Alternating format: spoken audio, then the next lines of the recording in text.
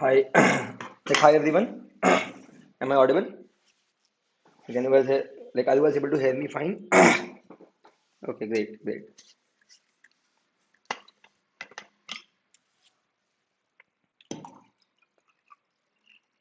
So how are you guys doing? I think it's been it's been a very busy 3 days, I would say, especially if you're attending all the sessions. So I'm sure some of you might be tired. For example, I am a bit tired. Like I've been taking 3 sessions since morning. This is my third session of the day. So yeah, I'm definitely a bit tired.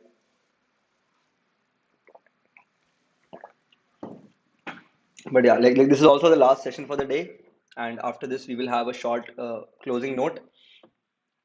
So yeah, just bear with us for 2 more hours, I guess.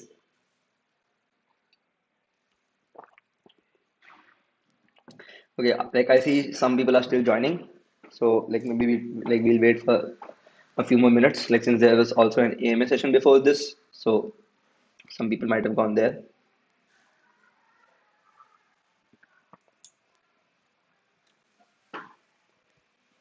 So how many of you already know some basics of graph theory? Like no sound. Oh, like are you guys able to hear me fine?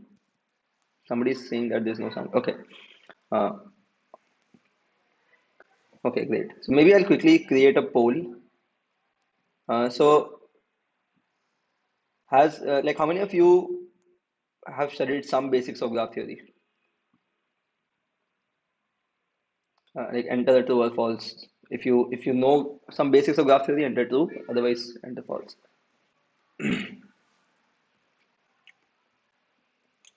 Okay. Yeah. Yeah. It's good to see that I think a lot of you don't know graph theory because in this session we will be starting from the absolute basics. So if you already know some of the basics, then things might be a bit boring for you, but because this is a div 3 session, I assume that majority of you would like don't know like any basics of graph theory. Okay, and how many of you say are from are not currently studying in like in a computer science course, or are not from a computer science background? Like how many of you are not from a computer science background? Say if you are in school right now, or if you are in a university but in a different course, like enter true if you are not from a computer science background, and enter false if you have some computer science background. Okay, yeah, it is exciting to see that there are also a lot of school students. Like I'm really excited to see that, and I really hope that in case you guys like develop some interest in competitive programming, it can like you would keep doing it and start appreciating it as well. I mean, the poll was that like whether you are like the poll which was asked was that whether you are from a computer science background or not. So if you are not from a computer science background, then enter true, otherwise false. I want to see how many people are not from a computer science background. So like folks are still joining. So till then, maybe I'll quickly explain how I will be conducting this lecture. Like some of you, so I think this is my first lecture for Div 3. So like first of all, I think hi to everybody. I think we haven't met before in these 3 days. I've mostly taken lectures for Div 2 and Div 1 folks, but I really wanted to like take at least one lecture for Div 3 so that I get a chance to meet you all. And like to introduce myself, I currently work at Google. I have like I am a CS undergrad, and like I'm a software engineer at Google right now, and I've been doing competitive like I've done competitive programming during my school, like not school actually, like during my college days mainly, and I've been to the ACM ICPC World Finals twice, and like I've also been a coach for the school team of the IUI team for India. I've been a coach for the Indian IUI team for 3 years. So I know I've known school students who've been very good in competitive programming, and I've been a coach. So yeah, I'm really glad to be here to to meet all of you. Like I'm from I graduated from Triple IT Hyderabad. Uh, it was also an engineering college. Okay, so I think like many folks have already joined. Some people are still joining, but maybe we can get started. So the way I'll be conducting this lecture, I will share my screen and move on to a different window, and in between, show you the slides and say the code or slides or uh, things on a different window. So in between, I will take some breaks and I will switch back to the current window where I can see the chat box where like you can ask all your questions. Okay. So if you have any doubts in between, if you have any questions in between, please asking them on the chat box. And like when I take my breaks in between and come back to the chat box, I look at your questions and I will respond to them. Okay. So like maybe we can get started now. We have quite a few folks from like who have already joined. So are trees and graphs mandatory for computer programming? Like in terms of course, like they are a very important topic, and apart from being mandatory, I think so. I really enjoy trees and graphs as a topic. Like I think it is a very useful and important topic both in competitive programming as well as in the real world. So, like maybe I'll be able to give some motivation of why this is important in my lecture. But yeah, uh, like maybe this will get more clear as we proceed in the lecture that why trees and graphs is important. Okay. Okay. So this is the screen where I will be doing most of the work. Is everybody able to see the slides? Is everybody able to see the slides that say objective for today? I'll quickly switch and make sure. Yeah, so I'll keep so in a similar way, I'll keep switching in between and see the comments or the reactions that you guys give. Okay, so so like when I ask you guys a question, you can react like using the emojis which are there. So you can give me a thumbs up if everything is working fine, or a confused emoji if you don't understand something. Uh, but yeah, okay, sorry, I should probably end these things. Okay, so let's get started for today. So the objective for today's class is to introduce the topic of graphs and trees. First, we'll maybe look at a motivating problem, and then we will like look at what's the definition of a graph. Like we'll define some basic concepts like nodes and edges in a graph, and we'll also go over some other basics concepts like say a degree of a vertex or cycles in a graph. Sorry. So once we understand what a graph is, and we are able to we are able to pictorially imagine the graph, then we will discuss that how can we actually represent a graph when we want to write code.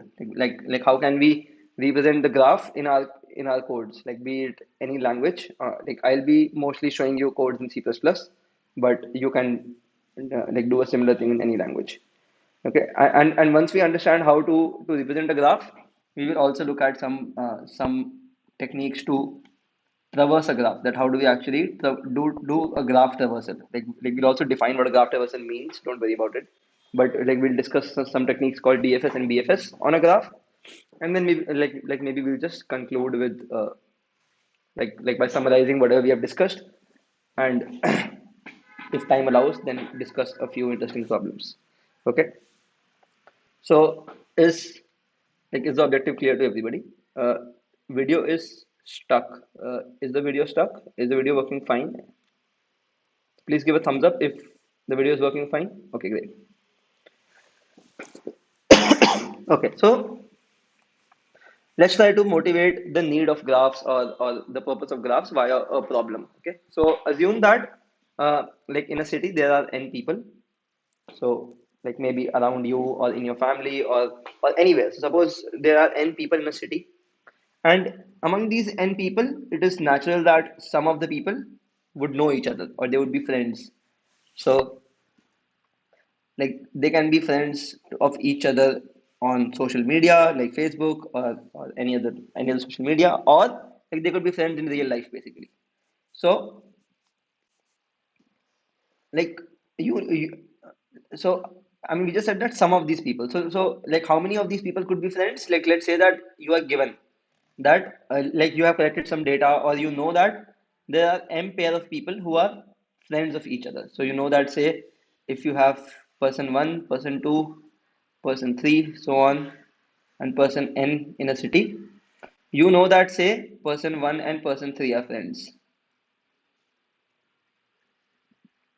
Okay, person two and person four are friends, for example, and so on. So you are given this data in the input. Suppose you're given this data in the input that, so there are some m pair of people who are friends, and now say a person A wants to communicate a message to person B. Okay, or say the person A wants to communicate a message to to as many people as possible, but the person A can only give the message to his friends and then ask them to give the message further to their friends and so on. So, like, what I mean by that is, like, suppose we have person A. Uh, like, suppose we have person A. Person A has, suppose, two friends, B and C. So person A, yeah, I think, like, maybe not B, but or yeah. So suppose person A is P1, and P1 has friends, say, P3 and P5 are P1 friends. So the person A can tell the message only to his friends and not to somebody else. Like, he cannot go and broadcast the message on, say, uh, like, some public domain. He can only give the message to his friends. Like, this is similar to, for example, how you use WhatsApp in your daily life. That, like, you have a list of contacts in your phone, and you want to send a WhatsApp message, to, say, all of them or some of them. You can only send the message to the contacts that you have in your phone, and then these contacts, like, each of these contacts can be, like, would have their own phone book directory. Each of these contacts would then have their own phone book directory where they can forward this WhatsApp message. Okay, like, where they can forward this WhatsApp message. So now the question is that, if you have a message, like, say, for example, if you have WhatsApp message, is it possible that another person B, who you might not even know, can reach your message? Like, it can happen that your message can reach that person B if everybody who receives the message also forwards it to everybody else in their contact list. And maybe I think this is a better problem, like, which you can relate to, that, like, let's say you have, say, you have a message M, like a WhatsApp message M, or whatever. Yeah. So, so you have a message on WhatsApp, and you forward it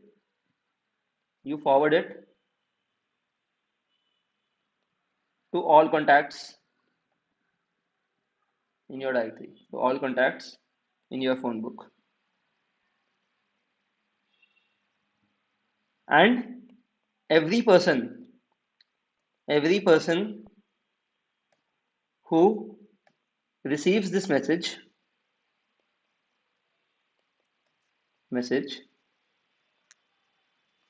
can also, they can also, or will also, will also forward it to every other person in his contact book, to every other person in his phone book. So now, given this setup, is it possible? Is it possible that your message reaches a person B? Reaches a person B. You might not know who person B is, but the person will be given an input. Okay, and say you are person A. Okay. So is the question clear to everybody? Is the question clear to everybody? So some people are saying that yes, it is possible. Like some people have already given the answer that yes, it is possible. Okay. So, so it would be possible only if somehow, like B is a mutual friend of a mutual friend of a mutual friend. Like somehow there exists a chain of mutual friends who know each other. Like somehow it should be possible that person A knows another person, say P, who knows another person Q, who knows another person R, and so on, such that the final person knows person B. So such a mutual friendship should exist if if the message that was started by person A has to reach person B. Okay. And in the real world, like this is a very real world scenario that like many times it can happen that you receive a message where the people forward it without even looking that who is forwarding, like whose message it is. So people keep forwarding messages on WhatsApp, and sometimes there's also even a name below it that the message was originally started by person X, and you don't even know who person X is. Okay, so like this is how it happens all the time in the real world. But suppose you want to model this behavior, like in a computer, if you want to model this behavior, that if everybody who receives a message forwards it to everyone whom they know, then how far can a WhatsApp message travel, or how many people can this message reach? Okay, to answer these kind of questions, like this is the kind of question that we want an answer to, for example. So like how would you approach this? Like assume that right now like you don't know what a graph is, like for people who already know, like Abhigya said, DFS. I haven't even discussed DFS so far. So like so far, suppose we don't know what a graph is, how would you even start to implement the solution of this problem? Like how do you even think about implementing a solution to this problem? Say like, can you guys come up with a solution of the problem which like where we don't know what a like what a graph is? So some people are saying linked list, some people are saying map, some people are saying linked list. Okay, so see, what can happen is, sorry. So there is a person A. What we are given input is we are given a list of, like we are given a list. So for every person, suppose we are given a list of people that the person knows. Okay, so we are given n, like there are n rows in the input, or rather say, yeah. So for every person, okay, suppose there are n people. So for person one, we are given a list of people, which the person one knows. Like basically his contact book. So he might know P3, P5, and P7. Now person two might know P1, P3, P2. Oh sorry, not P2, P5, and so on and so forth. And for every person, I'm given a list of people that this person knows. Okay, suppose this is the input that I'm given. Then how do I even start approaching this problem? So one approach could be that I say, okay, I know that A knows, like person A knows some set of people in the input, say P1, P2, and so on. Okay. So what I can do is that I can say, let me look at, so for every node, sorry, like for every number in the input, so there are n numbers in the input, like n people correspond to n people. I can maintain some boolean which says that the like which says that A knows this person somehow. So knows of n, or yeah, say I maintain an array called friend. Initially, like where friend of, like where friend of I denotes that I is a friend of A, of node A, like a direct friend or a mutual friend. Okay, so friend of I is say true if this is, like if this condition is true, otherwise friend of I is false. Okay, Is it clear to everybody what my friend array represents? Okay. So my friend array basically represents that. So see, I mean the question is that whether like how can we find out who all people like to who all people would the message reach if A starts forwarding a message on WhatsApp. So A knows some K people. There are some K people which are present in the phone directory of A. This we know. This is given in the input.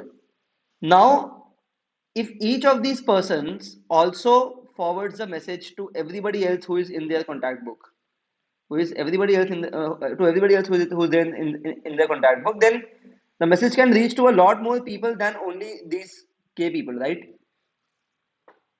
Is this part clear to everybody that the message which sorry the message which A starts forwarding can reach to a lot more people than only these three people, which A knows, because these three people will also forward the message to further their friends. Their friends will forward to their friends, and so on.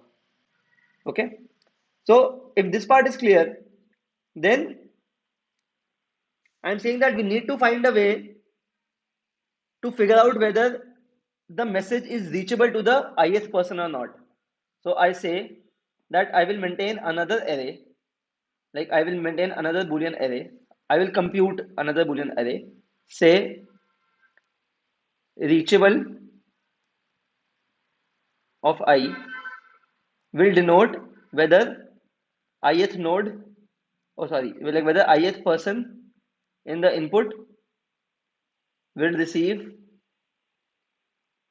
the message or not. Okay. So initially, like reachable of I will be false. Initially, reachable of I will be false for everybody, because initially, suppose like we don't know to whom this message will reach or not. So like initially, it will be false for everybody. So after reading the input, we can be sure that we can set reachable of I to be true for all I which lie, sorry, for all I which are direct friends of A,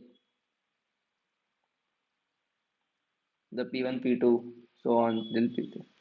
So these K friends of A, we can be sure that the message will be reachable to them. Okay, is this clear to everybody?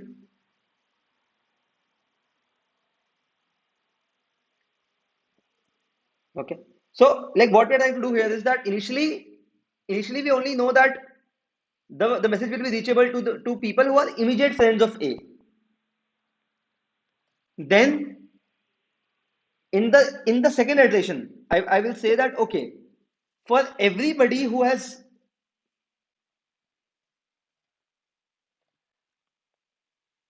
like for everybody who has received the message. So I will say that for I equal to 1 to n, I will say if the message was reachable to person I, it means that the person I has received this message from person A. The person I has received this message from person A, and therefore the person I will forward this message to every will forward this message to every person he knows. So the person I will forward the message to every person he knows. So we will say for J in say list of people whom person I knows. Okay. So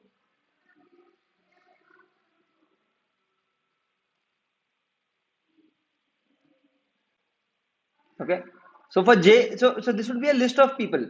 We have a list of people in the input for every person we know a list of people who this person knows. Like this is the address book of person I. Okay.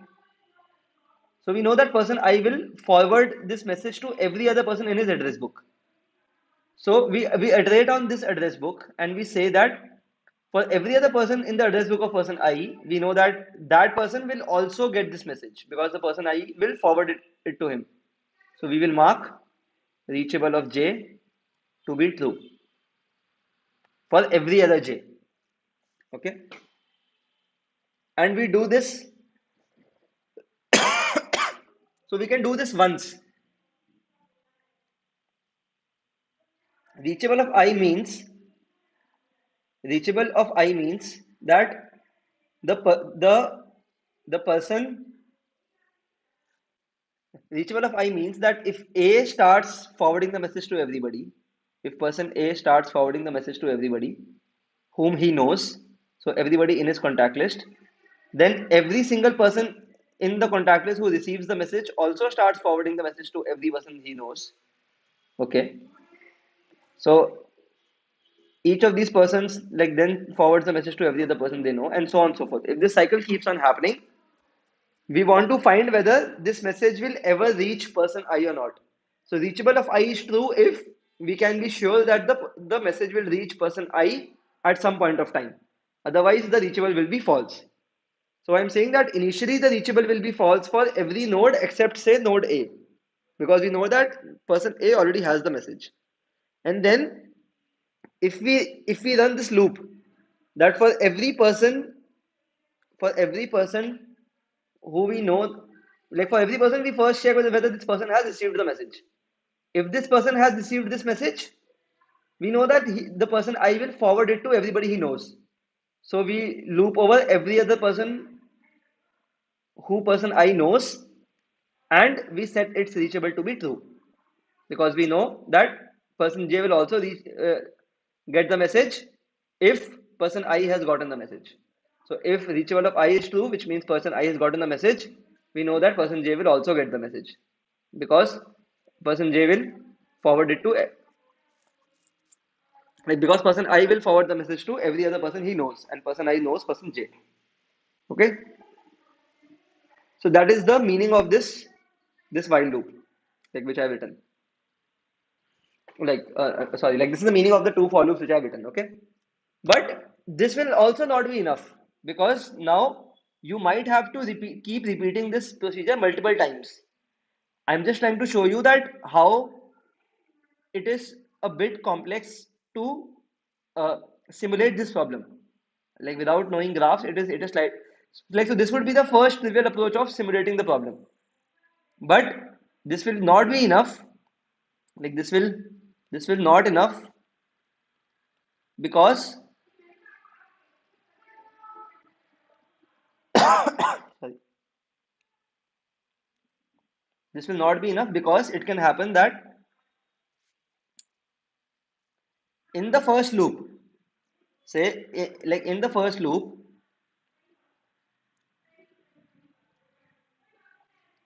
so if your A was person n, if A was the last person, then initially you will think that nobody from I equal to 1 to n minus 1 got the message, and only the nth person, which is A, got the message because reachable will be true only for the nth person. You will assume this, and therefore you will only set reachable J equal to true in this second loop for people who A directly knows. But now you also need to run this whole this whole code block. You will also have to run it again so that people who have received the message just now, we can simulate that they will also be forwarding the message to their contacts. Okay. So the second time you run all of this, you will simulate the fact that everybody who A knows has forwarded it to their contacts. The third time you run this, you will simulate that these guys have forwarded it further, and so on and so forth. So you will have to run these two loops also at least order n times, or at least n times, in order to fully propagate this information. Okay. So this is a brute force approach. Like this is not the correct approach. Like this is a brute force approach of solving this problem, and and and it is a very slow one. Now we will try to see. Yeah. So it might not be immediately clear that why we need to run it n times. I would suggest that don't worry too much about it. Like you can take it as a fact. But yes, as Samad said, if you need to run this at least n times, then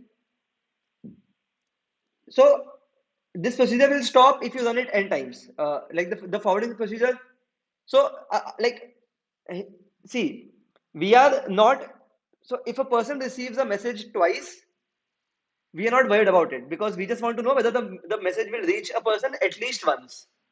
So therefore, the claim is that this procedure will stop in at most n times. Because in at most n times you would have propagated every information which is possible. Why number n is enough? Let's not worry about it right now. Okay, like right now you can take it as a fact. But but assuming that n times will be enough, as Samad pointed out, the total complexity will be order n cube. And using graphs, we can solve the same problem in order n time. So it is a much better and much faster approach. Okay, so like this is just a simple motivating problem. Like let's try to move on and discuss uh, why graphs are a better way of representing these scenarios and what graphs actually mean. Okay, okay. So so yeah. So now I say that instead of representing my people as P1, P2, P3 elements in a single array, I will represent every person as a node. Okay, I will represent every person as a node. Like for now, let's not think about how to represent the node in the actual code. Let's just try to visualize it a bit. That how does a node look like? So whenever I draw a circle around an entity, I say that this entity is a node. This entity is a node. This is a node in my tree, or like all my graph. Like this is a node in my graph. Okay. So nodes in the graph are basically just entities. They are just some entities. In this case, the entity that I'm talking about is people. It can also happen that in a different problem, the entities are, for example, cities. Like you can also try to map Like you can also try to create the map between cities as graphs, where every city or every building or every city is an entity, and the roads that connect them are like shows some kind of relationship between them. They are the edges. So what are edges? An edge is like basically represents some relationship between two entities in the graph. So in this particular case, for example, my entities are the people present in the city. So for example, P1, P2, P3, so on, I will have all the nodes. And if P1 and P2 are friends, then I will draw an edge between them. If P1 and uh, like say P2 and P4 are friends, I will draw an edge between them. Okay. So an edge would represent the relationship between entities. An edge represents some relationship between entities. And similarly, lack of an edge also represents some relationship. Okay. So if an edge represents the relationship that A and B are direct friends, lack of an edge represents that P1 and P4 are not direct friends. Okay. So the opposite relationship is represented by the lack of an edge also.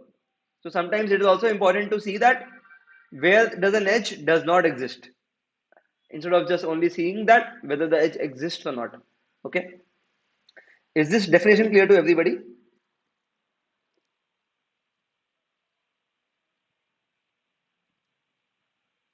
Okay. Okay, great.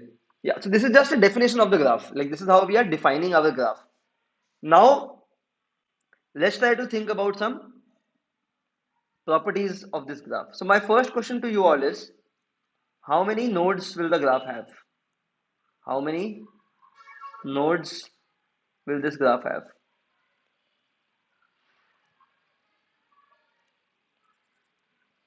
How many nodes will this graph have? Okay. I think some of you might have responded in the chat already.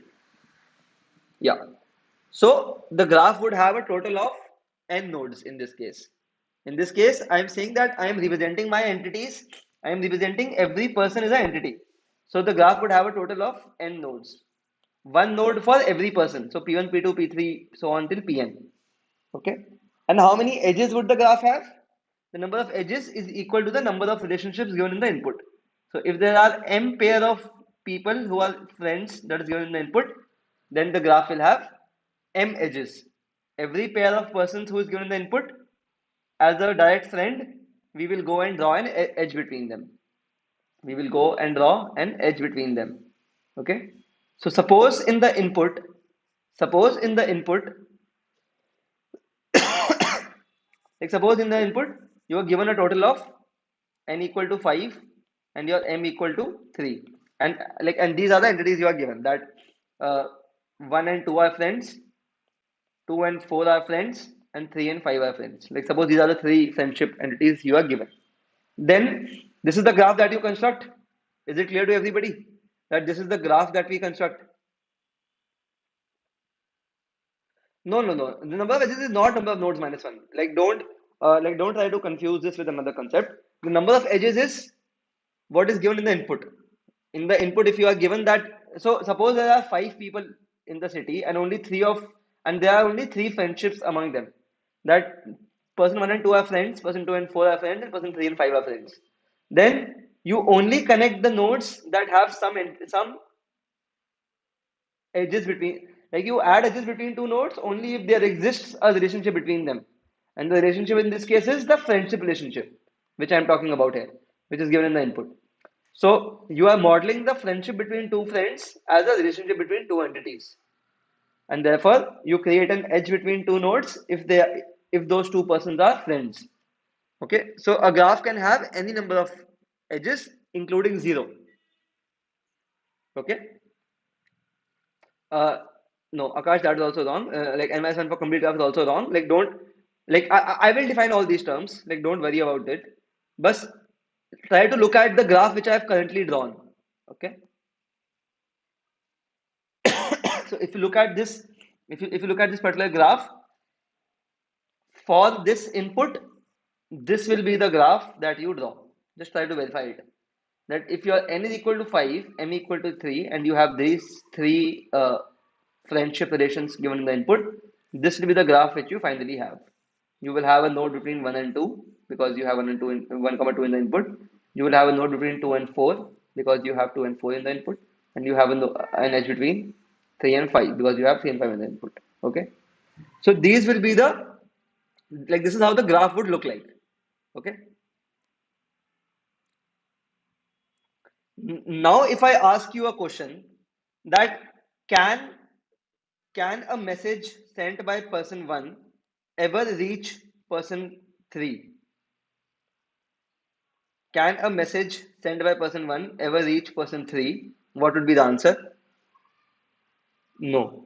See, you can directly look at the graph and tell without any processing. You can just take a look at the graph and visually you can see that a message sent by person 1 can never reach person 3. Okay. And what about a message sent by person 1? Can it ever reach person 4? Can it ever reach person 4? Yes. Yes. So a lot of you are saying yes, that is the correct answer. That it can reach person 4. Okay. So my next question is, in how many steps? In how many steps? In how many steps?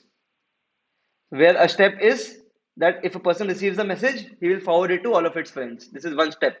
In how many steps? Two steps. Exactly. In two steps. Why two steps? Because person 1 directly does not know person 4, but person 1 will forward the message to person 2, and person 2 will forward the message to person 4. So therefore, eventually person 4 will receive message started by person 1. However, even if these guys keep forwarding the messages for infinite time, the message can never reach either person 3 or person 5 because both of these do not have any common friendship with the people to whom the person can reach, like the message can reach. Okay. So this is the concept of connectivity. This is called the concept of connectivity. Here I say that this is a connected component. The component in black is called connected a connected component. Similarly, this component is called another connected component. Another connected component. So a connected component is basically a list of nodes such that if you pick any two nodes in that component, there will exist a path to go from node A to node B. Okay. So this this path of going from P1 to P2 and then going from P2 to P4, this is called a path in the tree. So if you start at a node and traverse an edge, again reach another node, traverse another edge, these are called paths. These are called paths in the tree. Okay. What are these called? These are called path in the tree. These are called paths in the tree. Okay. Yeah, so these are not like now there's a question that why are they not considered two separate graphs? So notice that your graph represents the whole world. In this case, your world is all the five people. Okay, your world is all the five people. Like this is similar to say how you have small islands in the world that you cannot, if you want to travel by road, you cannot go from one island to another island, but it doesn't mean that you will not include those islands in your world map, right? So similarly, you have different connected components which are small islands, and you cannot go from one island to another island, but you can go to any city within the same island, uh, like by traversing the roads, and the roads in this case can be imagined as the edges. Okay, so like another way to visualize the graphs uh, is to say that given some nodes, every node let every node be a city. Let every node be a city. Let every node sorry be a city. So this is the entity which I am representing, and every edge let every edge be a road connecting the cities. Okay, this is also how you can imagine the concept of graphs. Let every edge be a road connecting the cities. Okay, so you can have a road between these two cities, and you can have a road between these two cities. You might also have a road between these two cities directly, and then you might have a road between these two cities. You might have a road between these two cities, and it can happen that this is all you have. This is all you have. The roads can exist between any pair of cities. It can happen that between any pair of cities, either a road exists or it does not exist. If a road exists, then you can go and draw the edge in the graph. If it does not exist, then you can ignore it. Okay. So in this case, in this case, how many connected components are there in this case? Like how many connected components are there in this case? Tell me in the chat box. How many connected components are there in this case?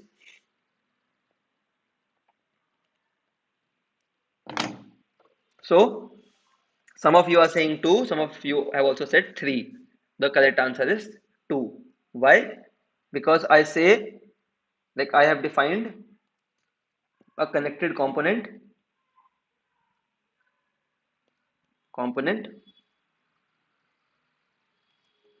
is a set of nodes, is a set of nodes such that a path exists between any two pair of nodes in this set. So for example, in this case, this will be your first connected component and this will be your second connected component. Why? Because again, the we have said a path exists and not an edge exists. For example, if you consider these two nodes, there is no edge between these two nodes.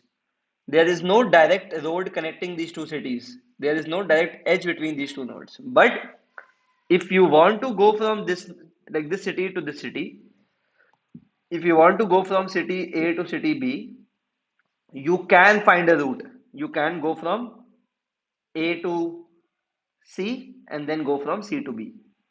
Okay, it is like saying that if I want to go from India to USA by road, is it possible? No, because there does not exist any road, like or any like there does not exist any path that can take you by road from India to US.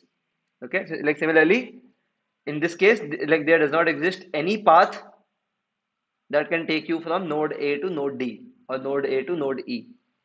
Okay, so therefore, node A and node D lies in different components, whereas all these three nodes lie in the same component. All these three nodes lie in the same component. Okay, so is the concept of like is the concept of a connected component clear to everybody? Okay, okay, great. So this is the concept of connectivity. Like when I ask you the questions, have you also discussed the concept of connectivity? That when I ask the question that is node A and node like are nodes A and B connected? Okay, or if I ask whether node A and B lie in the same connected component, or if I ask whether node B is reachable from node A, all it means is that in the graph, can you, is it possible that if you put your pen on node A and you move your pen only along the edges that exist in the graph, you can reach node B without lifting your pen? Okay, or whether node A and B lie in the same connected component. Okay, it means that there exists a path from node A to node B. This is the most fundamental concept of graphs, and also a very important one. Okay, okay, great. So now we can look at some more basic definitions of a graph. So another definition of a graph is the degree of a node. Okay, the degree of a node. What do you mean by the degree of a node? The degree of a node is number of edges which are attached to a node. So for example, if this is a graph, if this is a graph which I have, okay, suppose I have this graph and suppose I have this graph. What will be the degree of each of the nodes? Suppose I'm the 1 2 3 4 5 6 are the node labels, and by green pen I will now mark the degree of the nodes. So the degree of node 1 is how many edges are attached to this node? Two edges are attached to this node. So what is the degree? The degree of the node is 2. Okay, is it clear to everybody? Good. For node 2, what is the degree? 3. For node 3, what is the degree? 2. For node 4, what is the degree? 3. For node 5, what is the degree? 3. For node 6, what is the degree? 1. Now, what about node 7? What is the degree of node 7? What is the degree of node 7? 0. Exactly. So, a node can also have a 0 degree. It means that it is an isolated node. The node exists in isolation. It is not connected to any other vertex. So, this is also perfectly possible. Okay. So, now my question is, assuming, assuming that,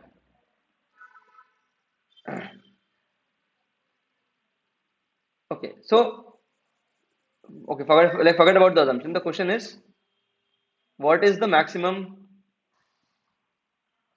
possible degree of any vertex? What is the maximum possible degree of any vertex? Like, what is the maximum degree that a vertex can have in a graph of n nodes? What is the maximum degree that a vertex can have in a graph of n nodes? Okay, so most of you are answering n minus 1, which is the correct answer. But you also need to have two assumptions here. You need to have two assumptions here. Like when you say one, there should be no self loops. There should be no self loops. Self loops should not exist. Should not exist. So the answer is n minus 1 if first self loop should not exist. Like what is a self loop? If you have a node and you have an edge to the node itself. This is called a self loop. That if you have a node, like if you have an edge to the same node, this is very, very rare. This is very rare in the problems that a scenario like this could occur. This is very rare, but this is something which is important to keep in mind. The second thing is that multiple edges should not exist. Multiple edges, like there should be no multi edges. Like there should be no multi edges. What is a multi edge? Multi edges. So a multi edges is a scenario where given two nodes, you have two edges between the same nodes. So for example, this case. This is a case which has multi edges. Multi edge. Okay. Understood? Yeah. So a self loop, if both of these things don't exist, then the graph is called a simple graph. A simple graph. A simple graph. So a simple graph is the one where there are no self loops and no multi edges. That is the definition of a simple graph. And given a simple graph, the maximum possible degree of any node can be n minus 1. Why? Because any node can be connected to at most n minus 1 other nodes, because there are n minus 1, like there are total n nodes in the graph. So you can connect a node to at most n minus 1 other nodes in the graph. Okay. So this is clear to everybody.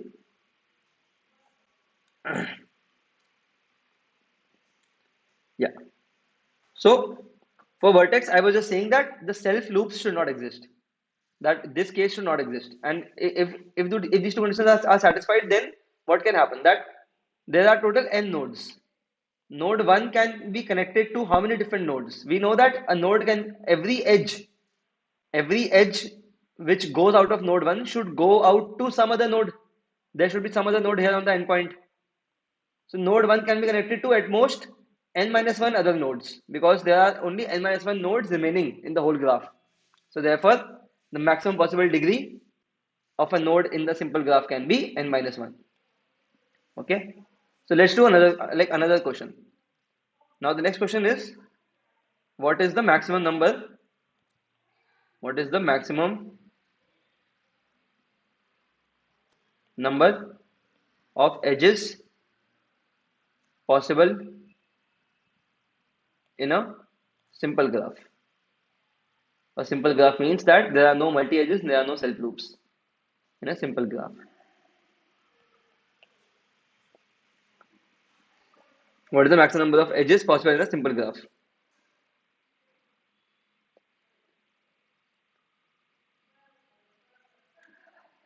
Yeah, so a lot of you are saying n minus 1 edges. N minus 1 is wrong. Why? Because so okay, let's take a look at by an example. So suppose your graph has three nodes, 1, 2, and 3. Okay. If you say n minus 1 edges, it means that suppose I have edges between 1 and 3. N minus 2 edges are already done, but I can still have another edge between 2 and 3, right? I can still have another edge between 2 and 3. So, what is the maximum number of edges possible in a simple graph? N. Now, most of you are saying n, but let's try to look at another example. Say, suppose we have four nodes and we connect these four nodes like this. So, we already have four edges, but we can still draw an edge between 2 and 4 and 1 and 3. So, we have 6 edges in total, but we have only four nodes.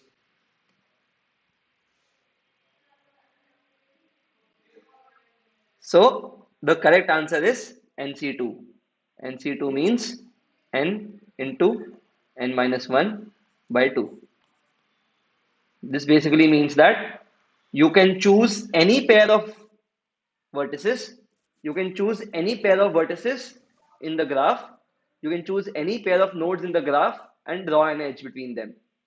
An edge can exist between any pair of nodes in the graph. And if you have total of n nodes, there are n choose 2 ways of selecting two different unique nodes. So there are n into n minus 1 by 2 ways of selecting two nodes from a set of n nodes. So therefore, a simple graph can have at most NC2 edges. See, the good thing about graphs, like one of the reasons why graphs is one of my favorite topics is because it is a very, very visual topic. You can quickly write down small cases and visualize what is happening and then come up with the correct answer. So for example, in this case, when I when I drew the example of only three nodes, most of you said the answer is n because you saw that there are only three edges for the case of three nodes. But note that 3C2 is also equal to 3. So to verify your assumption, you can go ahead and draw the example for four edges, like four nodes, and verify. As soon as you draw for four nodes, it will strike to you that okay, yeah, three is definitely like n is definitely a wrong answer, and we should probably use NC2. Okay. So, Paridas Simpson, whatever questions are solved by a graph, it is a very, very broad question. I think there are a plethora of questions that can be solved by graphs. I think it is a graph is basically as basic an entity as an array. If you know an array, you can apply it in thousands or like maybe hundred thousands of questions. Similarly, you can apply graphs in like millions of problems. So there are a wide variety of problems uh, like that can be solved by graphs. Okay, so l- let's try to again come back to the original topic that like what is the maximum number of edges possible NC2. Okay, so apart from this, we also have the concept of simple cycles. So what is a simple cycle? A cycle is a trail of vertices in which only first and last node are repeated. For example, in this graph, the edges that I have highlighted in black form a cycle. Okay, the edges that I've highlighted in black form one cycle. Notice that these like another set of edges which form a cycle can be this one. Like these edges also form a cycle. So a cycle is like in simple terms, if you start at a node, go around some path and hit that node back again, you basically have a simple cycle with you. So simple cycle is a trail of vertices or a trail of edges in which only the first and the last nodes are repeated and the rest all nodes are unique. Okay. So is the definition of a cycle clear to everybody? Like what exactly is a cycle? Okay. Okay, great. So now, like there's a question in the comments that can a self loop be a cycle? Yes, it can be a cycle, but generally we don't deal with self loops. So in almost all the problems that you see in the near future, the graphs that you encounter will be simple graphs. So it is better to limit our discussion to simple graphs for now. Okay. So the next question, of course, is how many cycles how many cycles can a graph have? How many cycles can a graph have?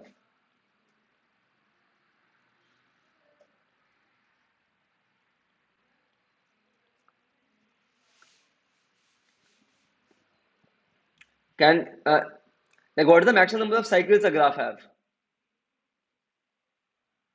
So Dhruv is saying that the answer is NC3.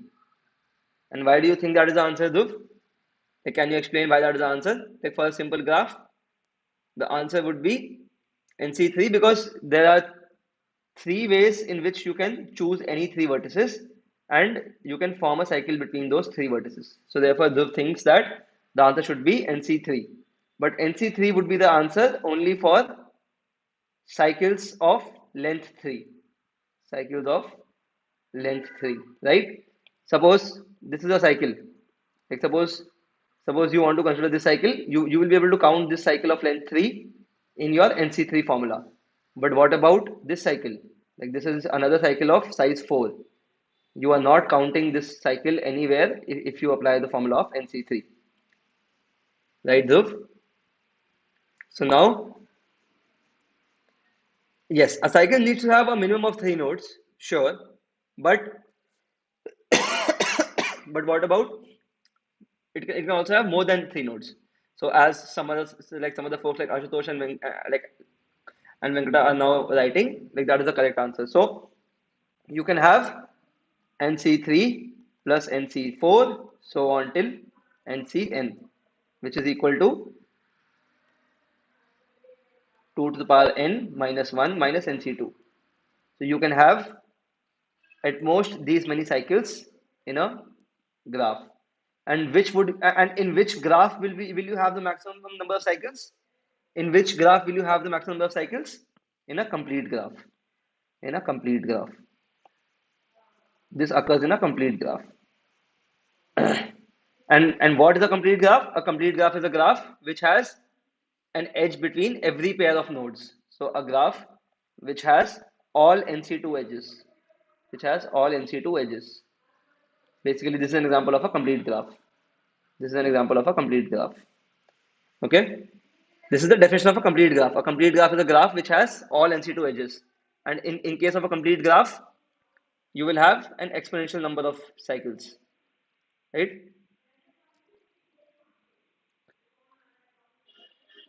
Okay.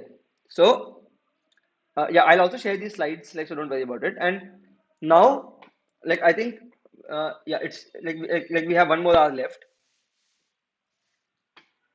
Uh, we are doing no self loops because, like, in most of the problems that you encounter, you will be looking at simple graphs. So it is first better to start with simple graphs which don't have any self loops. Okay. So now the next question is that given a graph in the input, how do we actually represent a graph in the code? Or how do we actually start coding a graph problem? Or how do we even start representing a graph in code? Okay. So there are many different ways of doing this. There are many different ways of representing a graph in your code. And we will be looking at like some of the ways and probably also try to discuss the pros and cons. Okay.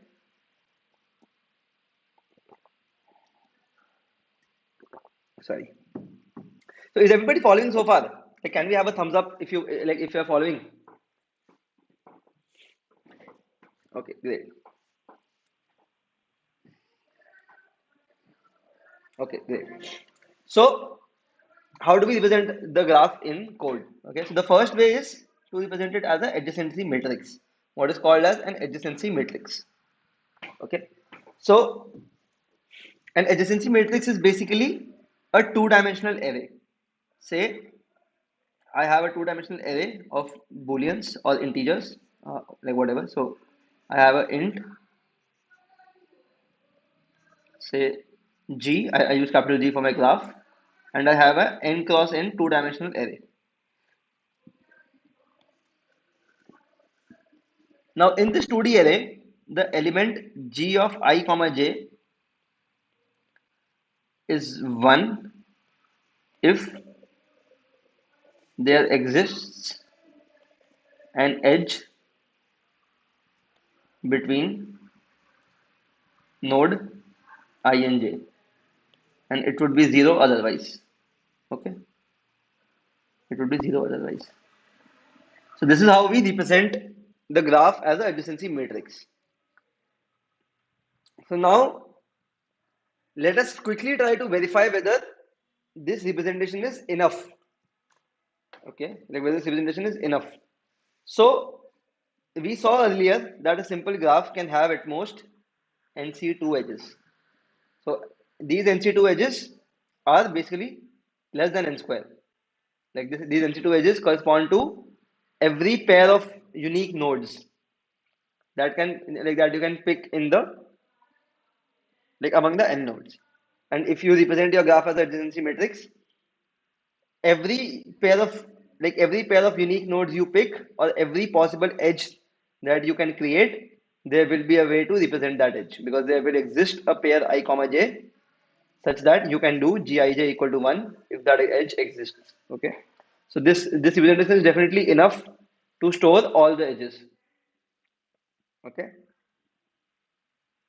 so now how much how much space does it take? How much space does it take?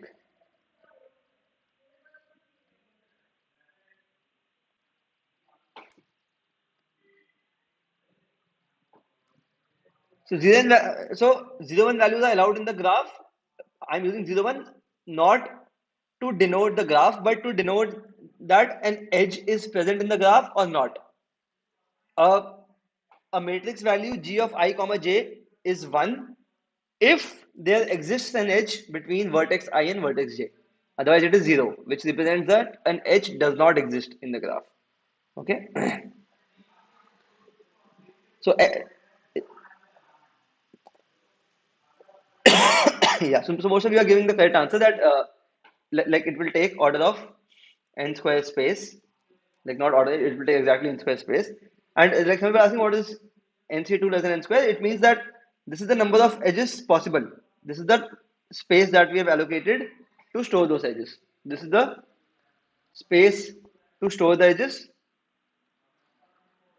and this is the number of possible edges. So we are just showing that the space that we have allocated to show all the edges is more than the number of edges possible. Okay.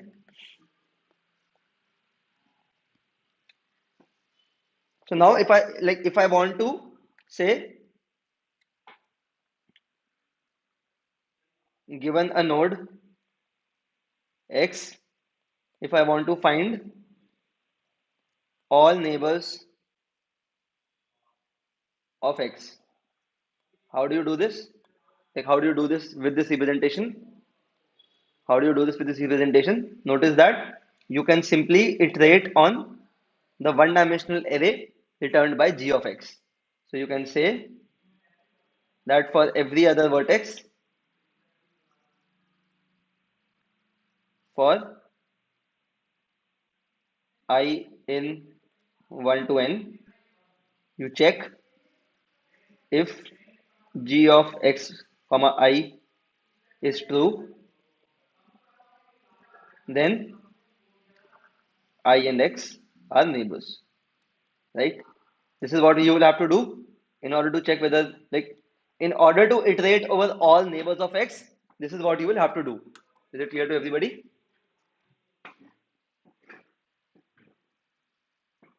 Like, is it clear to everybody? So, how much time do you need to spend? Like, how much time do you need to spend to iterate over all neighbors of x? You will again have to spend order of n time, irrespective of, even if your even if your graph has only even if the node has only a single neighbor, you will have to spend order n time to actually find that neighbor. You will have to spend order n time to actually find that neighbor. Does it make sense? Okay. So how do we represent this? We represent this basically by a 2D array, right? So like if you want to see some code, like this is what we do.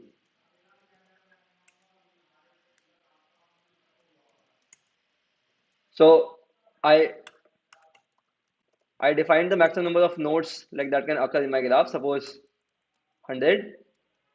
I declare a two-dimensional array g of n cross n, and I can have a function which reads the number of nodes in the input, the number of edges in the input. I iterate over every edge.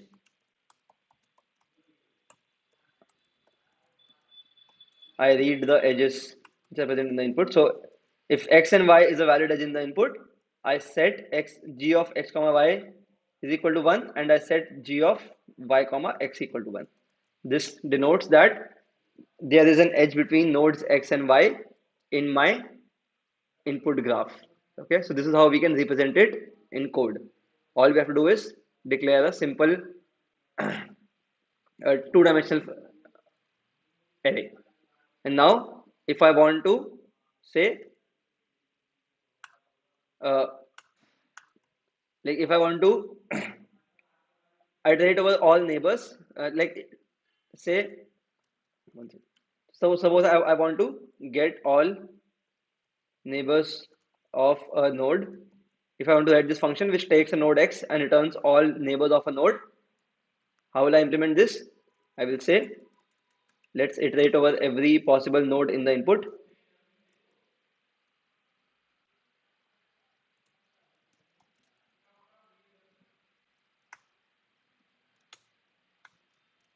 So I will say that iterate over every possible node in the input, check whether this ith node is a neighbor of the given node x. If that is, check whether g of ix is 1. If yes, you have a vector which you want to return. You push this value in your vector. So you add this as a valid neighbor of your given node and you return this. Okay. So this is how you can implement it. Understood? Yeah, I'll share. I'll also share the code pieces. Don't worry. Yeah. So clearly we can see a drawback.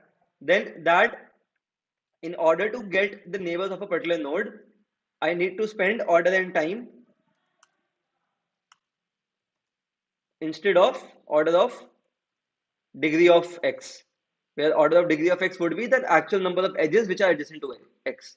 So this is a huge drawback of this approach. And another drawback is that we are storing n square elements. We need to allocate n square memory always.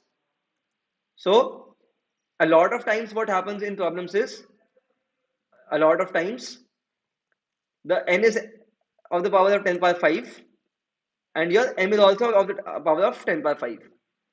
Say 20 by 5. So what it means is that usually you deal with sparse graphs. A sparse graph is a graph where the number of edges are not very high. So for example, a graph with 10 by 5 nodes can have at most 10 by 10 edges. But in reality, you will only have some 2 to 10 by 5 edges present on that graph. Rest of the edges won't be present. So this particular representation is very inefficient if you want to represent sparse graphs, because for the graph of nodes n, you are always allocating n square memory. Okay, is it clear to everybody? I mean, the read graph function just reads nm. So in the input format is such that n is the number of nodes and m is the number of edges in the input. Number of edges, and then there are m lines in the input. Every line has a single edge x comma y. So m lines, each containing an edge xy. So these are present in the input. So I read my xy in the input and I mark them in my graph. In my graph G, I mark G of xy and G of yx as 1 because there exists an edge between x and y, an undirected edge. Okay. And this is another function which, suppose I want to get all the neighbors of a particular node. I want to know which which nodes are the neighbors of a given node x. I can write this function. I will have to write a function like this, that a function which takes a node x, and to get all the neighbors of a node x, I will have to iterate over all the nodes in my graph and check one by one whether that node is a neighbor of my node x or not. So check whether g of x comma I is true or not. If g of x comma I is true, it means that node I is a neighbor of node x. So I add it to my return vector and I return it finally. Okay.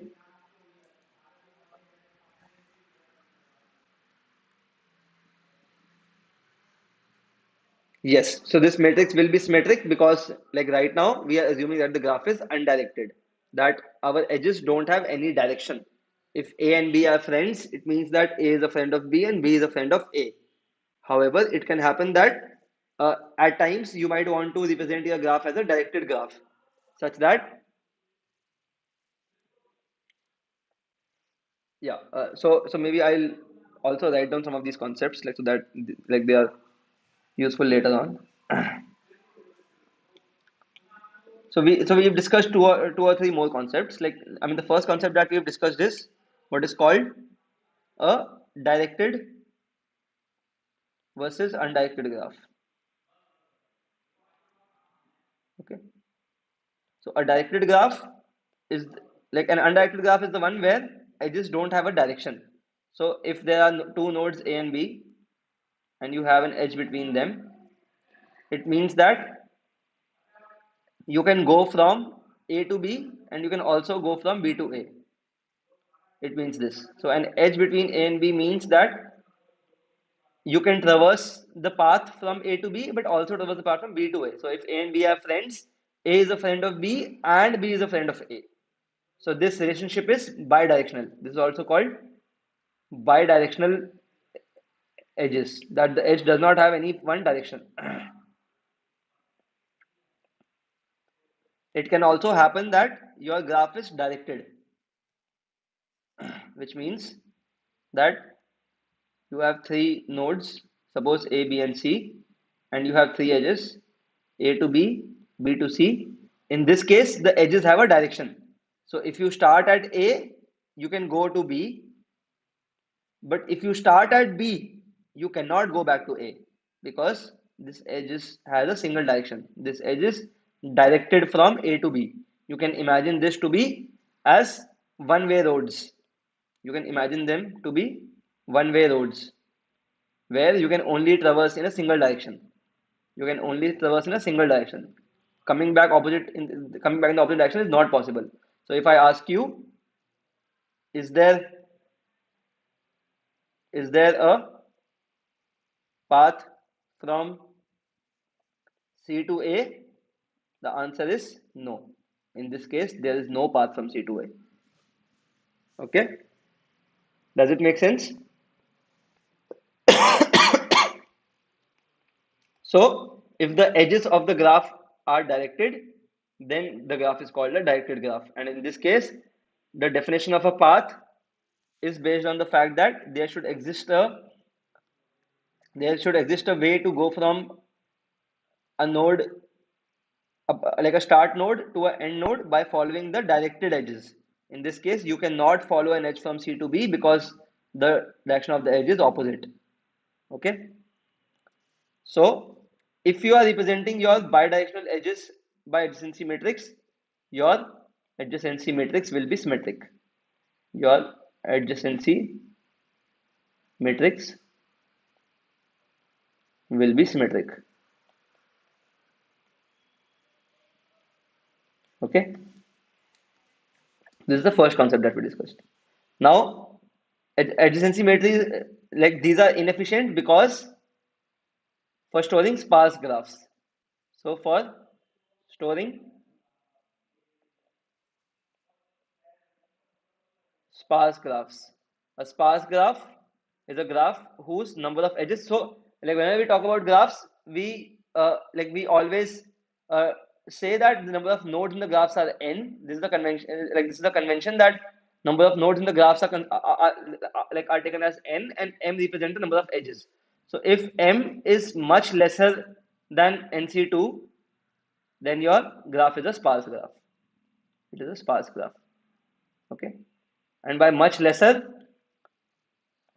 like, this definition of much lesser, like, can be, say, a bit subjective, but the idea is that in a lot of problems that you see, for example, in competitive programming, if your n is 10 power 5 and your m is, say, even 10 power 6, then this is a sparse graph. Why? Because your nc2 is of the order of 10 power 10. It is of the order of n square. So 10 power 6 is very, very less than 10 square, or like 10 power 10. So 10 power 6 is very, very less than 10 power 10. So therefore, this is a sparse graph.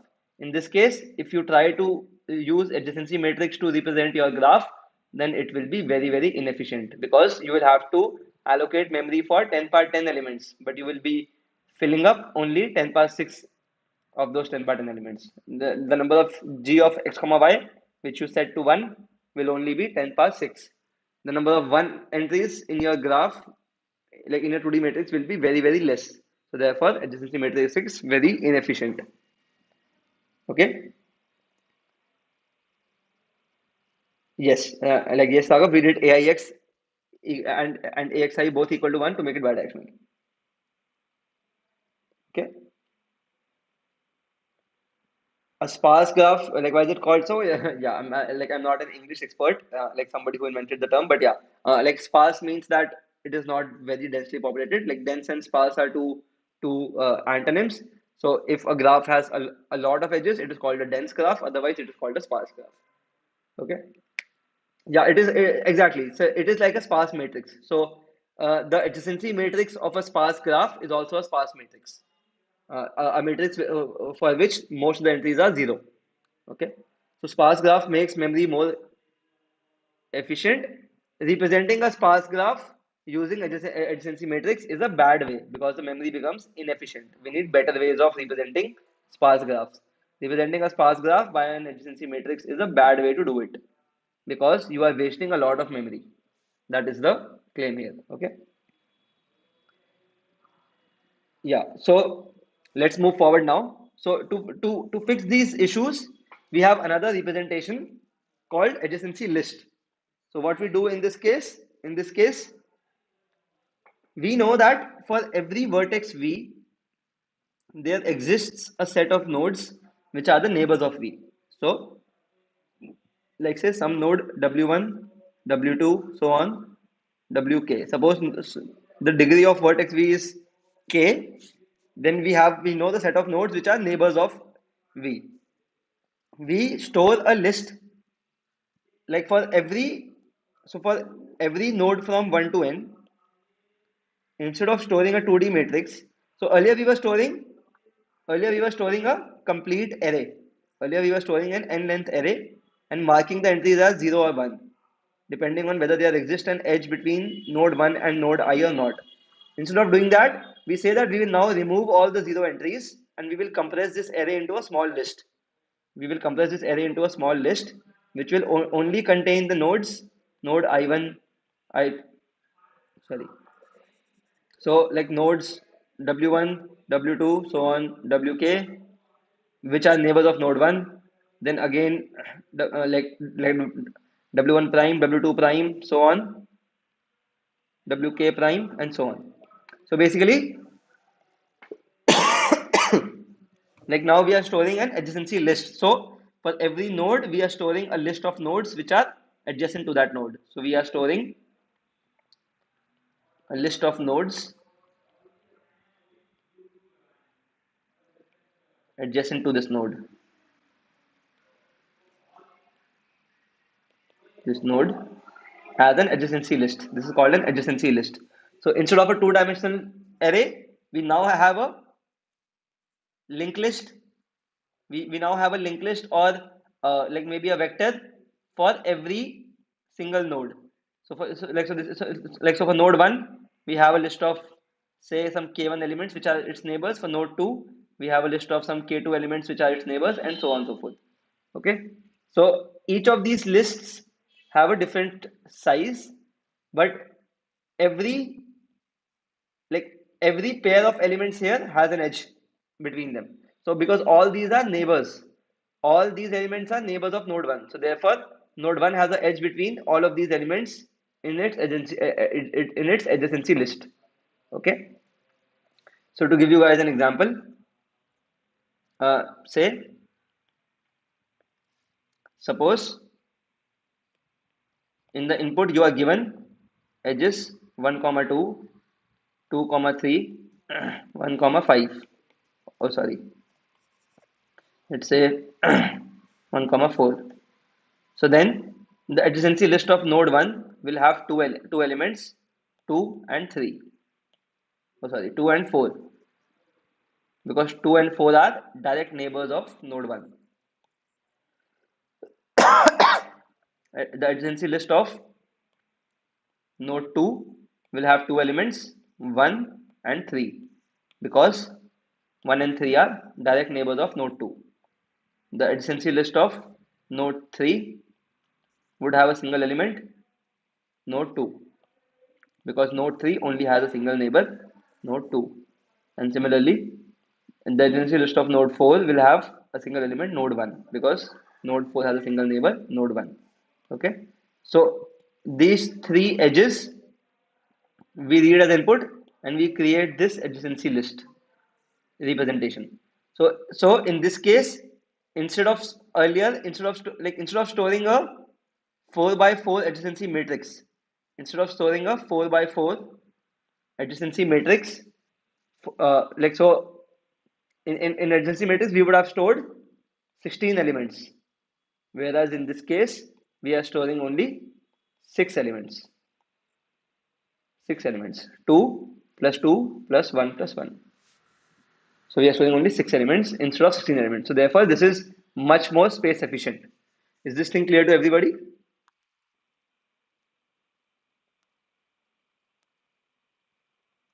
Is this thing clear? Please give a thumbs up if this is clear.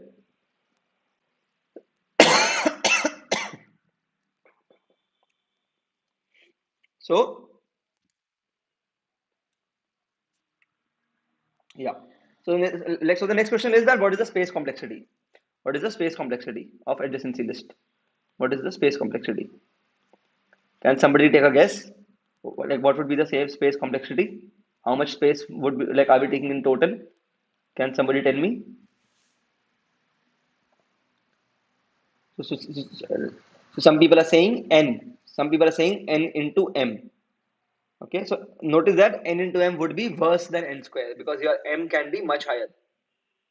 Somebody is saying n by 2.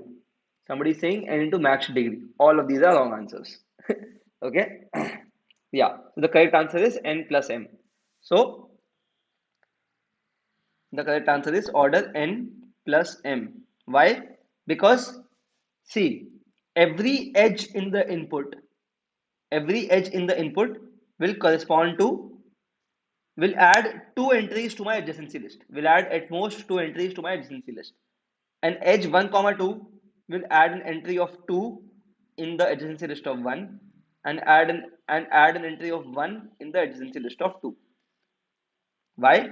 Because we know that if there is an edge between 1 and 2, if there is an edge between node 1 and node 2, then node 2 is a neighbor of node 1 and node 1 is a neighbor of node 2.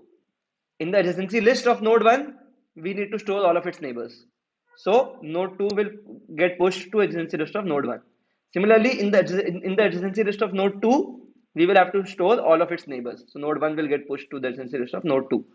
So every edge that we read in the input, we will add two elements to the adjacency lists. Like we will add a single element to the adjacency list of two nodes. So every edge u comma v will add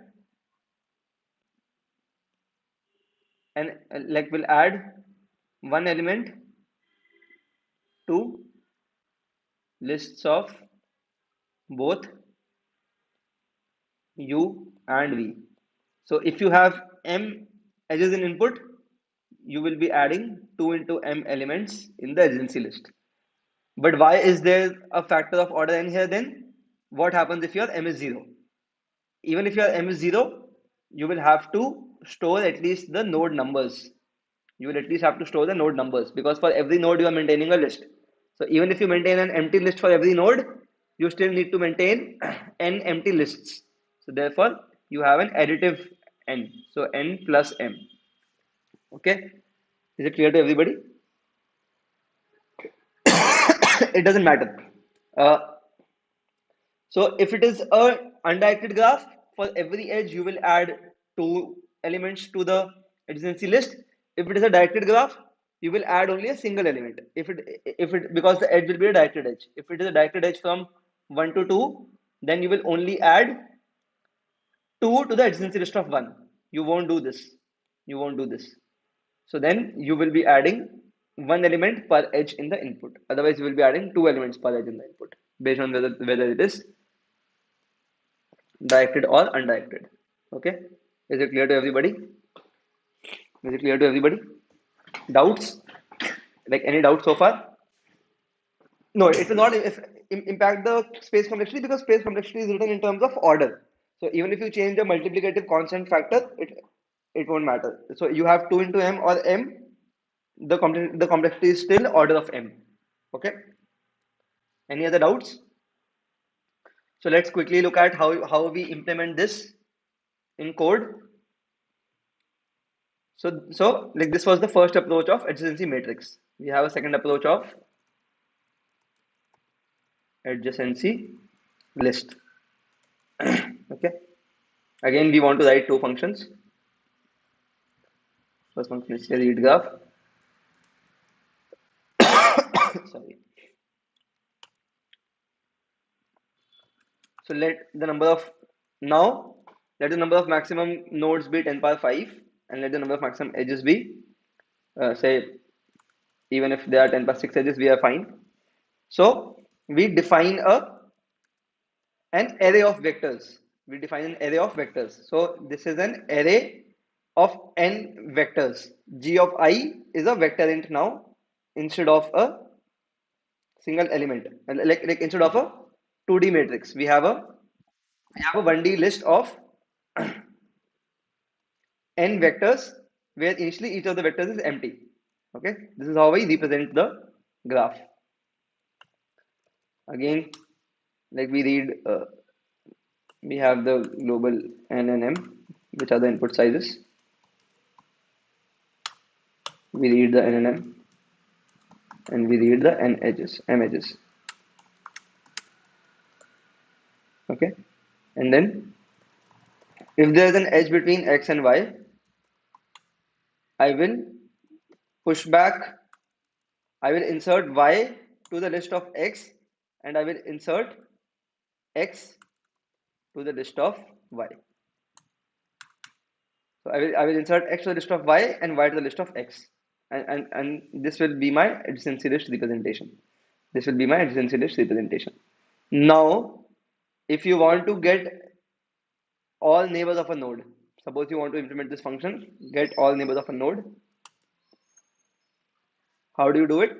You simply say return g of x, because g of x is basically a list of all neighbors of your node x, and it will take you order of, like it will take order degree of x, because g of x has order degree x elements.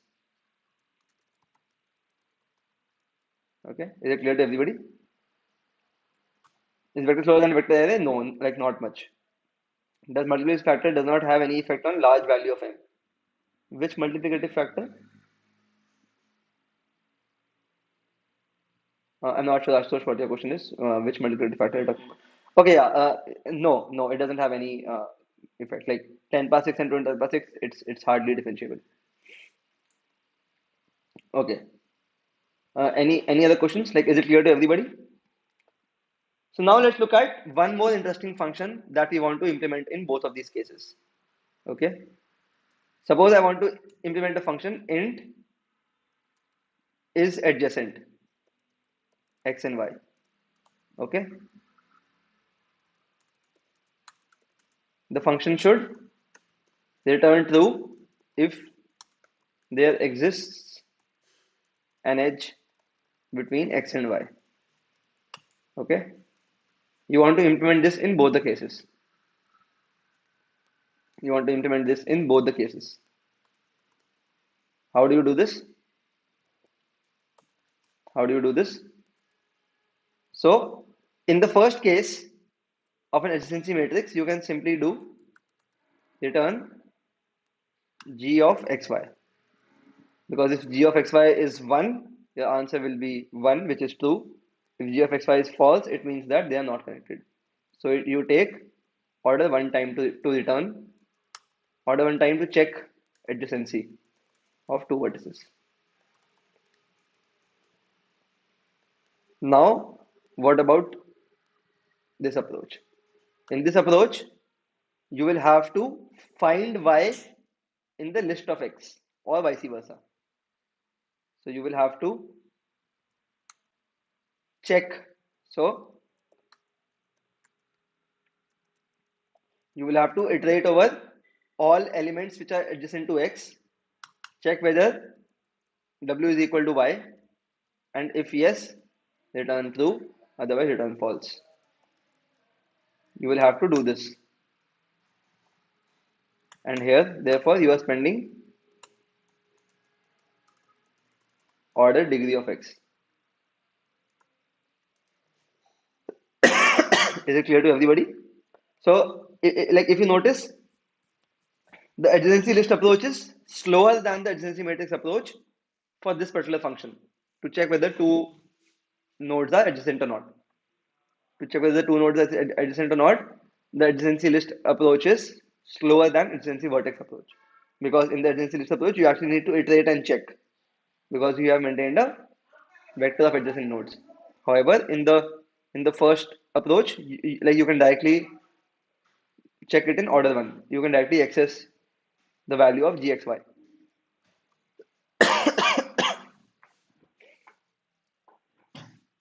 Yeah, so this is a for loop in the adjacency function. Like this is a C++ specific for loop. If you code in other languages, yeah, I mean this loop just iterates over all values of g of x. So g of x is a vector.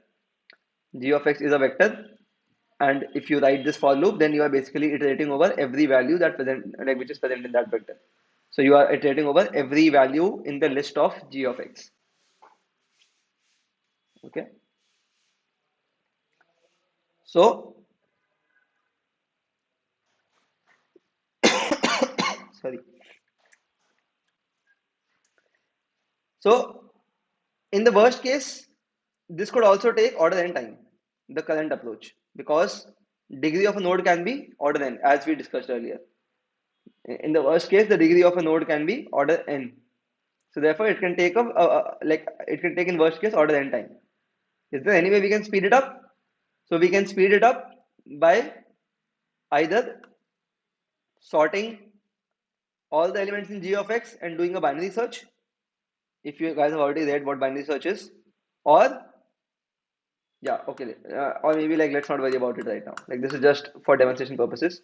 Like let's move on to other ways of representing the graph. I think that's probably a better way. Uh, yeah, I mean this is a standard way of writing for loops for containers in C++. Like this loop is basically uh, same as for int I equal to 1, I less than equal to gx dot size I plus plus, and then you do a int w is equal to g of xi. If you write all of this, it is same as yeah. So these two loops are like these two statements are like if I write this versus if I write this, they are actually the same. So I can compress all of this into a single statement like this. Like this is called like this is a way of iterating over containers in C++. You can read more about it maybe in a different session. Yeah, we can use auto keyword for containers in HTML. Okay, so these are the two ways which we already discussed. There also exists another third way, which is also my favorite way. So in case you want to represent graphs going forward, I would strongly recommend to use this third way. Okay, the edge list way. So what is an edge list? I say that for every node,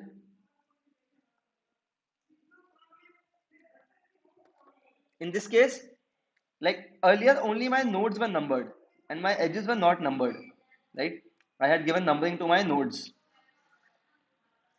Say this is the graph. I have numbered my nodes as 1, 2, 3, 4. Now I say that I also number my edges. I also give a different numbering, like say, like I can. I mean, the numbering is only for edge specific. So an edge number one would represent this edge, an edge number two would represent this edge, and an edge number three would represent this edge. Okay, this is how I can give a numbering to my edges, and I can keep doing this like for arbitrary edges. So for example, if I have like this, I can also give node this edge a number 4, this edge a number 5, this edge a number 6, and so on and so forth. So every edge is given a number. Okay, and then for every node, I maintain a list of edges which are adjacent to this node. This is called a edge list. So for node 1, I will push 1, 2, and 3 in its adjacency list. For node 2, I will push only 1 in the adjacency list. For node 3, I will push 2 and 4 in the adjacency list. So notice that this 2 and 4 comes from these edge numbers and not the vertex numbers. Okay. Earlier in the adjacency list of 3, I would have pushed 1 and 7.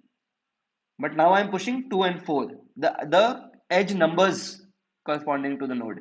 Like instead of the vertex numbers. Okay. So I call this as my adjacency list. I call this as my edge list. Instead of an adjacency vertex list, this is my adjacent edge list, or also known as edge list. And the reason this approach is quite useful, like you will also start appreciating this probably later on in your journey where you encounter more complex issues. But for example, a lot of times you can have information which is associated to an edge. For example, in some problems, the edges can be weighted. The edges can be weighted. The edges can have weights. Okay, the edges can have weights. Like for example, if the edges represents like if the nodes represents cities and edges represents the distance between those cities, then every edge can also have a weight. That the distance between these two nodes is represented by the weight on that edge. So the edges can have weights. Similarly, in some problems, the edges can have colors. Every edge can have a color, etc. Okay. So, given that the edges can have information associated to them, instead of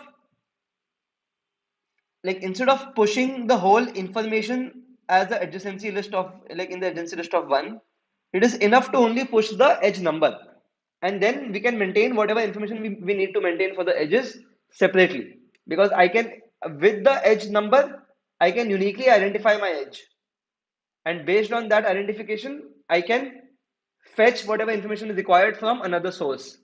Okay, so we might not have a lot of time to go into the details of why edge list is useful, but let me quickly show you how to implement the edge list, and just take it for a fact for now. Believe me that edge list representation is very useful. So it will be good if you start practicing this from the very early on. Let me quickly try to show you in code how we can implement an edge list. So the questions which are there in comments and how can the edges be numbered, I'll show you in the code quickly. Okay. So let's quickly create third a third namespace for our edge list.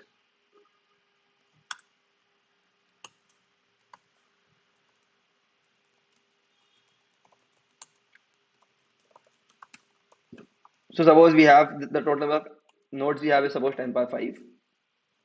The total number of edges we have suppose are 2 and 10 power 5 or whatever, like 10 power 6. So for to store the edges, I store suppose these three arrays. So the ith edge will go from vertex u of I. So ith edge will be between vertices ui and vi. The weight of the ith edge will be wi. Okay. So you can see that in this case I have maintained three arrays for I want to show a single edge, to show information about a single edge. The ith edge, I am saying that one endpoint of the ith edge will be ui, other endpoint will be vi, and the third endpoint would be sorry, the information on that edge could be stored as wi. This could also be a color, the weight, or if there's no information, you can also not have wi. It is perfectly fine to not have wi. Okay. Sorry. So now the first function which we need to implement is read graph. Again, I also have a edge list, which is again a vector of uh, n nodes, because for every node I need to store the adjacent edges to that node. So, so when I read my graph, I again read n and m, which is the number of nodes and number of edges. I iterate over the number of edges which are there in the input. And now earlier I was doing int x, y, and I was reading it into x and y. Like this is what I was doing earlier. Instead of doing this, I say that I directly read my input in my arrays ui and vi. So, and maybe also wi if the weights are present. If not, you can omit wi. So notice that by default, I am numbering the edges based on the order in which they appear in input. So ith edge is the, so the ordering is basically, ordering is same as the order in which they appear in input. This is the step where I have assigned numbers to the edges. The ith edge between ui and vi has the number I. Okay. Now I have read the ith edge. What I will do is I will push it. So u of I is one endpoint of this edge. In u of I will push back the edge number because this edge is adjacent to ui, or ui is an endpoint of the edge. So I will push back the ith edge number in u of I. I will push back the ith edge number in u of I. Sorry. Similarly, I will also push back the ith edge in the vector of v of I. Okay. So because the ith edge is also adjacent to vi, this is an undirected graph. And that is all I will do. Like this is how I read my graph. This is how I read my graph. Here I was pushing back y in the vector of x and x in the vector of y. Here I am pushing back I in the vectors of both ui and vi, or both x and y. Okay, so this is the difference in the way I store. This is called edge list. Now let's try to implement the same functions. Suppose I want to implement this function, get all neighbors of a node int x. Can I simply return g of x? Can I simply return g of x? For people who are still following, are you guys still following? Uh, Please give me a thumbs up if you are still following.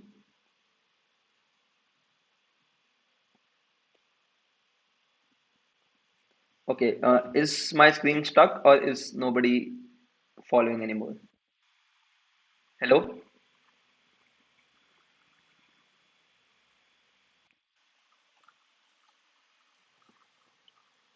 So, like Shubham, Akash, Anurag, like people who have been following this lecture, like are you still there?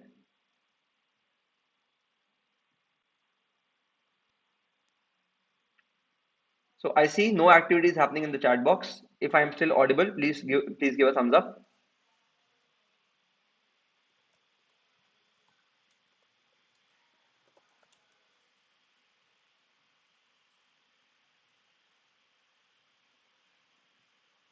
Okay, I think,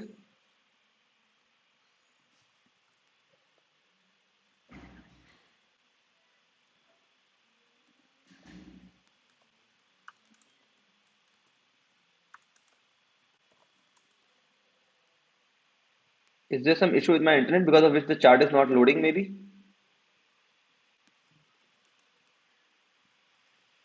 Yeah, I think there's probably an issue with the internet.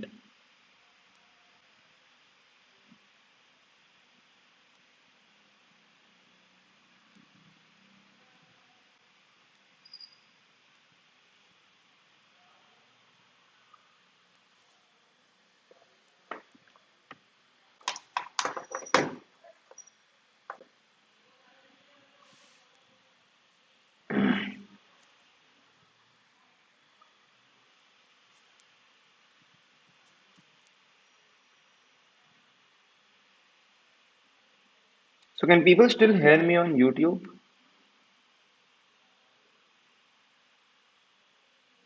Okay, yeah, I think the Unacademy chat box is not responding. Okay, okay, but you guys are still able to hear me fine, right? So maybe we can continue the session.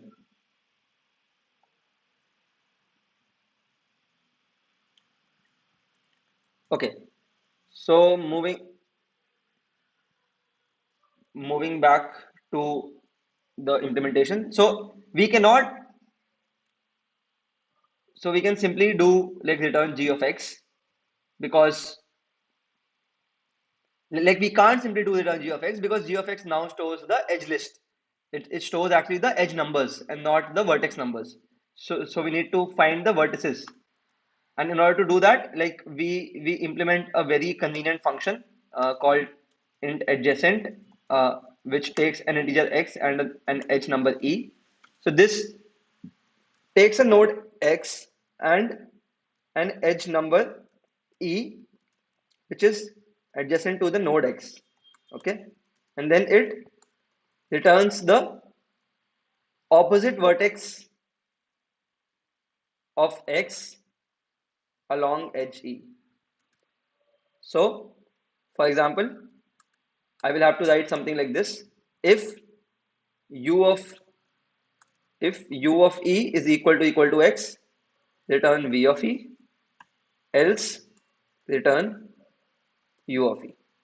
Which means that if node x was mentioned, like was equal to u of e, then v of e is the opposite endpoint. Otherwise, node x was, like, I mean, you can also add a if statement, but we assume that the function is called here. So otherwise, v of e equal to x, return u of e. So this will always, so it means that if your x was equal to v of e, you should return u of e. Otherwise, you should return v of e. So notice that for any edge, the two endpoints are stored in the arrays ue and ve. So this function basically assumes that if x is one of the two endpoints, what would be the other endpoint? Okay, and this is a way to write this as in terms of if and else. There is also a shorter way to write the same thing, which I use in my implementations, and it is given by this single expression. Like, so this is a single expression which is an XOR of U, E, V, E, and X. If you haven't learned bitwise operations yet, don't worry about it. Just assume that it is same as this one. If you have already learned bitwise operations, it means that because X will be equal to either UE or VE, X and UE, like X and that vertex will cancel out because A XOR A is 0. So what will remain is the the vertex which is opposite to x. Okay, so once you have this function adjacent, to get all neighbors of a node, you iterate over all the adjacent edges. So you iterate over all the edges e which are adjacent to node x, and you have another vector, say for return. You push back adjacent of x comma e to this vector. You push back the adjacent vertex, the vertex adjacent to x along the edge e to this vector, and this is your actual adjacent vertex, and you return it. Okay, this is how you can implement the get all neighbors of a node function. So I think the chat on Unacademy is now working, but maybe I should also open the chat on YouTube. Okay, Unacademy crashed, it seems. Okay. Anyways, so I hope it's working fine on YouTube at least. And I think like it's also like Unacademy is also working fine now. So you can like give me a thumbs up if you are here on Unacademy and things are working fine for you. But yeah, so this is how you can implement the get all neighbors of a node function. And what else? If you want to check the adjacents, like if you want to check whether x and y are adjacent, again you would have to do a similar thing to implement bool is adjacent int x int y. You'll have to again say that you will have to iterate over the edge list of x, check whether the adjacent vertex to x along the edge e is equal to y, and if yes, return true, else if you don't find it, return false. Okay, this is how you can implement the is adjacent function. Any doubts? Oh shit. The screen is stuck. My bad. I forgot to share my screen. Sorry. Sorry. My bad. I think you should be able to see the screen now. Yeah. I think you should be able to see my screen now. I'll quickly explain this code again. So you have a read graph function. You iterate over all the edges in the input. You assign the numbers to edges in the order in which they appear in the input. So the ith edge in the input will be assigned the number I. So the ith edge goes from u of I to v of I and probably has a weight of w of I. If the weight is not given, you can remove this part. Okay. To push it in your edge list, you push the number I, the index I, which is the edge number, to the edge list of node u of I and node v of I. So you do g of ui dot pushback I and g of vi dot pushback I. Then you have the function get all neighbors of a node. You iterate over all the adjacent edges to a given node, and you push back the vertex adjacent to node x along the edge E. So adjacent function takes a node and a edge number which is adjacent to that node, and it returns the opposite endpoint of, like it returns the vertex which lies on the opposite end of edge E uh, and node X. So node X and node E, like node X and edge E, uh, like using the node number X and edge number E, you can like uniquely identify the node Y which lies on the opposite end. So that XY forms the edge E. Okay. So you have this function which returns this opposite vertex. You push it back to your return and you return it.